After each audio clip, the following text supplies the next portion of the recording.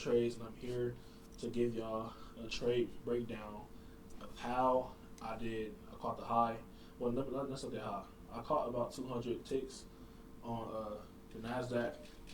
So as you can see, um, this is the level I caught out at 717.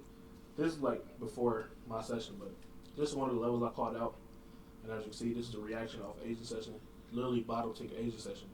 But this is just to show y'all a little bit of what I do, how I do things. We got the chat going. We got everything in here.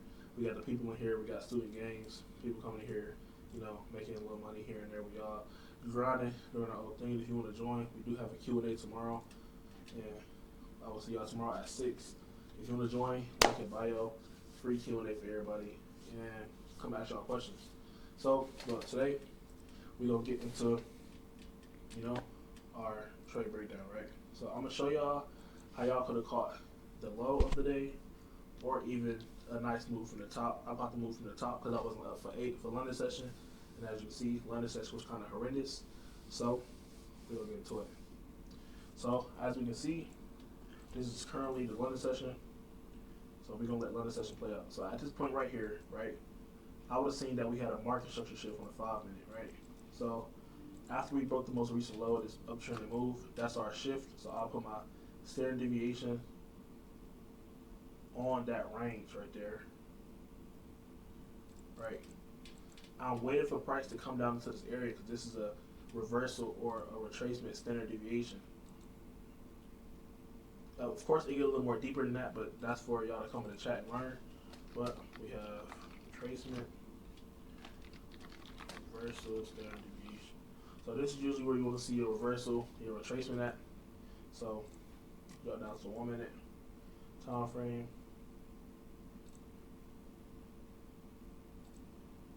Let price come down some more. We'll play it a little faster. Play it a little more faster. God dang. My bad, y'all. There we go. We got the drop coming in.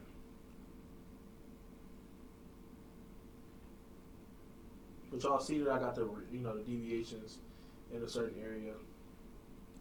Okay, boom. We came into this standard deviation, right? And inside this area, you're gonna see an entry model. So if we zoom in, we see we got the change in delivery right there. We inversed our first bearish PD array, which is right here. And if you wanted to wait, we got this breaker right here, the last up close candle before we took out the liquidity and came back and broke above. So this is your breaker. You could have got an entry down here or right here. That would have gave you your entry back to the upside. So let's replay. Let's say you entered once we disrespected this. I risked 250 per trade, 175. Let's do 250. So you're risking 250, and we're gonna swing it till we have London buy side liquidity, right? So this is your previous session high. So we got London buy side liquidity. That's your low hanging fruit. Or you could have did go to the 15 minute and chose this high right here. You have buy side liquidity resting right here also. So let's say if you took this trade, you could have been done for the day because you risked this 1,300. You take it to London highs, that's $2,000. Why would it? I don't know why I did that. Right? So boom, this is 1,300, 2,000. Imagine we held it the previous day highs, which is not, not ideal, but we just want to target low hanging fruit. So you let it play out. Price then instantly shoots up, right? Off of price change state of delivery. We hold up on the PD array to drag out to the 5 minute. As you can see, we got this market structure shift. Once we get that market structure shift, I'm putting my deviations back on that market structure shift, right? On the 5 minute, because this is the last high before the market structure shift. The last high, we break this, now it's an uptrend. So you put your deviation on this, and you're targeting -2, -2.5, right?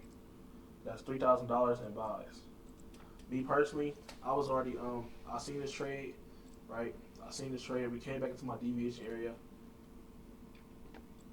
that price play out, and I'm gonna show y'all how I entered.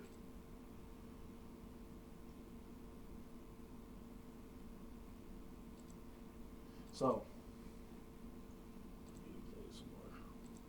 so as you can see, price came into the -2, -2.5 deviation, and instant reversal. So this is a, remember, this is a retracement or reversal standard deviation. So price came into this area, and you could have entered out of here, and I'm pretty sure it was inside of a macro. Yep, inside of a macro. Boom. Let's see if we had an S&T with ES. Just go to 1 minute on ES.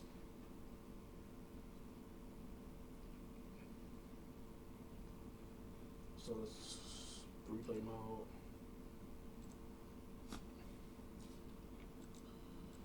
Let it play out. Let it play.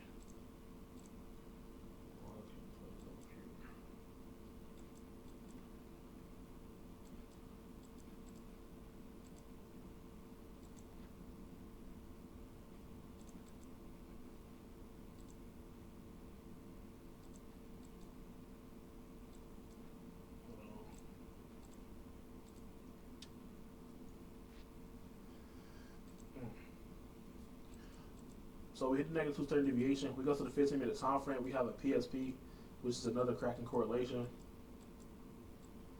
And you literally could have entered inside the PSP. So as you can see, on ES we have a bullish closed candle, but on NQ we have a bearish closed candle. You draw out the wick of the candle. This is your PSP. You look at the consequential and quotient of that. You could have entered, come in on NQ. You could have waited. Enter on there too for your shorts. Top tick in the market. Because if you enter on one, you can enter on both. As you can see, it literally ticked back into the PSP and then dropped for the amount of almost over 400 ticks. 544. I did not hold that long. I got my 200 ticks and I got out. But this is literally the easiest way you could have caught today's trade off this simple stuff. PSP, standard deviations inside of a macro. That's literally the easiest setup that I could ever think of in my life. Like, it's honestly mind-boggling how a lot of people don't know about this. Then, yeah, so I just showed y'all how you could have caught the top and the bottom. Very easy, not that hard. You know what I'm saying? Even here go the S&T that I was looking for. Feel me? See how the divergence that's activates us to go down. But it's literally the easiest day for the 4-hour power 3.